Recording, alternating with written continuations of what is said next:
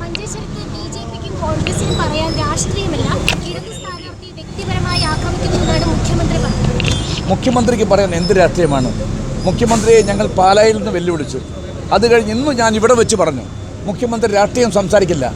ശുദ്ധമായ രാഷ്ട്രീയം സംസാരിക്കാൻ മുഖ്യമന്ത്രിക്ക് തൻ്റെ ഇടമുണ്ടോ? അതാണ് ഞങ്ങൾക്ക് അറിയേണ്ടത്. അദ്ദേഹം ഇന്ന് രാഷ്ട്രീയമേ പറഞ്ഞില്ല.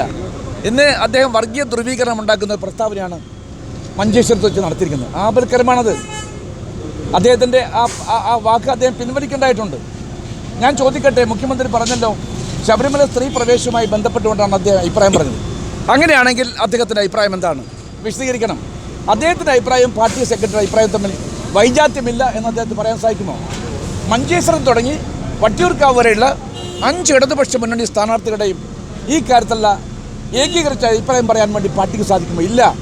5 പേരും 5 ഭാഷയിലാണ് ശബരിമല പ്രശ്നത്തെ വിശകലനം ചെയ്യുകയും വ്യാഖ്യാനിച്ചുകൊണ്ട് സംസാരിക്കുകയും ചെയ്ത്. അതാദ്യം വിശദീകരിക്കാൻ മുഖ്യമന്ത്രി തയ്യാറാകണം. എന്നിട്ട് ഹിന്ദു വോട്ടിൻ്റെ കാര്യം പറയാം. ഇപ്പോൾ പറഞ്ഞത് എന്താണ്? അവിടെ തങ്ങൾ നിർത്തിയിരിക്കുന്ന സ്ഥാനാർത്ഥിക്ക് ഹിന്ദു വോട്ട് കിട്ടുമോ എന്നൊരു പരീക്ഷണം അദ്ദേഹം നടത്തിയിരിക്കുന്നത്. ഈ നാട്ടിലെ യഥാർത്ഥ ഹിന്ദുക്കൾ ആരും തന്നെ അവർക്ക് വോട്ട് ചെയ്യില്ല. ഹിന്ദു വിശ്വാസത്തെ എന്നും ചവിട്ടി മെതിച്ച ഒരാളാണ് നമ്മുടെ മുഖ്യമന്ത്രി.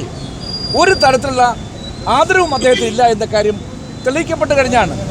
അതുകൊണ്ടാണല്ലോ പാർട്ടി സെക്രട്ടറി ശബരിമല സ്ത്രീ പ്രവേശ കാര്യത്തിൽ ഞങ്ങൾക്ക് വീഴ്ച പറ്റിയെന്ന് പറഞ്ഞപ്പോൾ പിറ്റേ ദിവസം പാർട്ടി സെക്രട്ടറിയെ തിരുത്തിക്കൊണ്ട് മുഖ്യമന്ത്രി പറഞ്ഞത് ഒരു വീഴ്ചയും സംഭവിച്ചിട്ടില്ല എന്ന് പറഞ്ഞ അർത്ഥം എന്താണ്?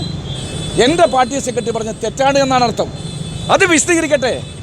രാഷ്ട്രീയം സംസാരിക്കാൻ ഇന്നും ഞങ്ങൾ ക്ഷണിച്ചല്ലോ. ആ രാഷ്ട്രീയത്തിന് അക്കവും അടിവരയിട്ടുകൂടെ ഞങ്ങൾ വ്യക്തമായ ഉത്തരം കൊടുക്കാൻ ഞങ്ങൾ തയ്യാറാണ്. അദ്ദേഹത്തിൻ്റെ 3.25 വർഷക്കാലത്തെ ഭരണത്തിൻ്റെ ബാക്കി പത്രമാണിത്. ആദ്യത്തെ ചോദ്യം അതാണ്. അദ്ദേഹം വിശദീകരിക്കണം. ഏതെങ്കിലും ഒരു നേട്ടമുണ്ടായി എന്ന് പറയാൻ സാധിക്കുമോ? ഏറ്റവും ഒടുവിൽ കൂടത്തായിയാണ് അദ്ദേഹം ആഘോഷിച്ചുകൊണ്ടിരിക്കുന്നത്.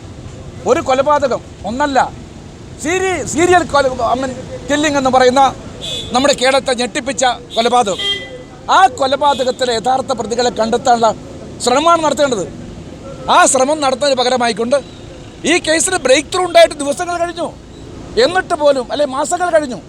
എന്നിട്ട് തെരഞ്ഞെടുപ്പിൻ്റെ മധ്യത്തിൽ വന്ന് ഒരു വലിയ എക്സ്പ്ലോഷൻ എന്ന രൂപത്തിൽ ആ സംഭവത്തെ പർവ്വതീകരിച്ചുകൊണ്ട് ആ സംഭവത്തിൻ്റെ അന്വേഷണത്തെ പോലും വൈതിരിക്കാവുന്ന രൂപത്തിലാണ് ഇപ്പോൾ മാധ്യമ വിചാരണ നടത്താൻ വേണ്ടി അദ്ദേഹം തീരുമാനിച്ചിട്ടുള്ളത്. ഇന്ന് DGP ഒരു പ്രസ്താവന ചെയ്തു. ഒരിക്കലും അംഗീകരിക്കാൻ സാധ്യമല്ല. DGP എന്താണ് പറഞ്ഞത്? ഈ കേസ് അന്വേഷിച്ചാൽ തന്നെ തെളിയിക്കപ്പെടുമോ എന്ന കാര്യത്തിൽ എനിക്ക് സംശയമുണ്ടെന്നാണ് പറഞ്ഞത്. ഒരു അന്വേഷണം നടത്തുമ്പോൾ അതും കേരള പോലീസിൻ്റെ ഭാഷയിൽ പറഞ്ഞാൽ പ്രഗത്ഭന്മാരായിട്ടുള്ള അന്വേഷണ ഉദ്യോഗസ്ഥന്മാരാണ്. അവിടെ മനോവിരുദ്ധാർക്കില്ലേ? ഈ കേസ് അന്വേഷിച്ചുകൊണ്ട് ആ അന്വേഷണ റിപ്പോർട്ട് കിട്ടിക്കഴിഞ്ഞാൽ കോടതിയിൽ ഹാജരായിക്കൊണ്ട് കോടതി തീരുമാനിക്കട്ടെ ഈ കേസ് തെളിയിക്കാൻ പറ്റിയതാണോ അല്ലയോ എന്ന കാര്യം. അതിനു മുമ്പ് വിധി പ്രഖ്യാപിക്കാൻ ആരാണ് മുഖ്യമന്ത്രിക്ക് അധികാരം ഈ സംസ്ഥാനത്തെ DGPക്ക് അധികാരം കൊടുത്തത്? അപ്പോൾ ഇത് മുൻവിധിയോടുകൂടി നടത്തപ്പെട്ട ഒരു രാഷ്ട്രീയ നാടകം തന്നെയാണ്.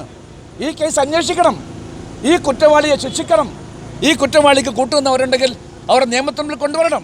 പക്ഷേ അത് രാഷ്ട്രീയമായ നാടകമാക്കിയിട്ട് കേരള സമൂഹത്തിൻ്റെ വഴി തെറ്റാൻ ഒരിക്കലും അനുവദിച്ചുകൂടാ. ഉമ്മൻചാണ്ടി പറഞ്ഞത്, അതായത് കേരളത്തിലെ ജനങ്ങൾ അങ്ങനെ വോട്ട് കച്ചവടം ചെയ്യുന്ന ആളുകളല്ല, കേരളത്തിലെ ആളുകൾ കുറച്ചുകൂടെ പ്രബുദ്ധത ഉള്ള ആളുകളാണെന്ന്. യഥാർത്ഥത്തിൽ അങ്ങിപ്പോഴും ഈ വോട്ട് കച്ചവടം എന്നുള്ള ആരോപണത്തിൽ ഉറച്ചു നിൽക്കുകയാണ്. ഇത് തന്നെയാണ് ഞാൻ പറഞ്ഞിരിക്കുന്നത്. ഉമ്മൻചാണ്ടി പറഞ്ഞതിൽ എന്താണ് തെറ്റ്? മുൻ മുഖ്യമന്ത്രി പറഞ്ഞത് ശരിയാണ്. കേരളത്തിലെ ജനങ്ങൾ ഈ വോട്ട് കച്ചവടത്തിലൂടെ വഞ്ചിക്കാൻ വേണ്ടി ശ്രമിച്ചു കഴിഞ്ഞാൽ അതിന് മറുപടി തെരഞ്ഞെടുപ്പിലൂടെ അവർ കൊടുക്കുമെന്നാണ് അദ്ദേഹം പറഞ്ഞത്. വോട്ട് കച്ചവടം നടന്നിട്ടുണ്ട്, അത് യാഥാർത്ഥ്യമാണ്. ഞാൻ ആവർത്തിക്കുന്നു. ഈ ആസൂത്രണ ബോർഡിൻ്റെ ഉന്നത സ്ഥാനങ്ങളിലേക്ക് നടന്ന PSCയുടെ ഇന്റർവ്യൂവിലും ഇടതനുഭവങ്ങൾ നിയമിച്ചുള്ള നീക്കം നടക്കുന്നുണ്ട്. നേരത്തെ PSCയിൽ സമാനമായ സാഹചര്യം ഉണ്ടായിരുന്നു.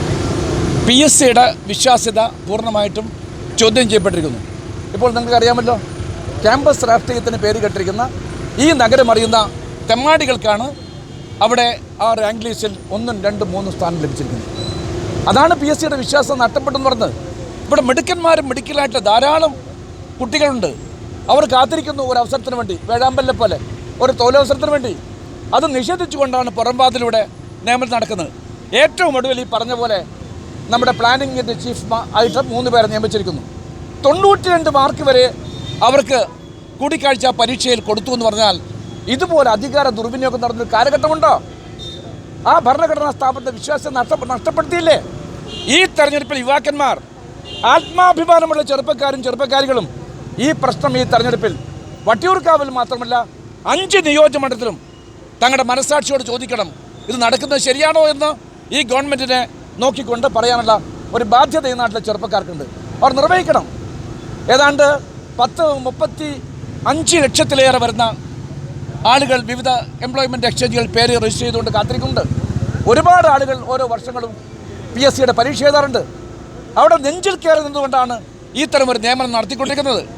ആ യുവാക്കന്മാരെയും യുവതികളെയും ഈ ഗവൺമെൻറ് വഞ്ചിച്ചിരിക്കുന്നു.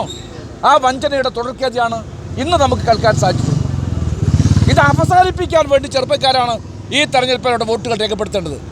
അതാണ് സുപ്രധാനമായ ഒരു ചോദ്യമായിട്ട് ഈ തെരഞ്ഞെടുപ്പിൽ അവശേഷിക്കുന്നത്. Okay, thank you.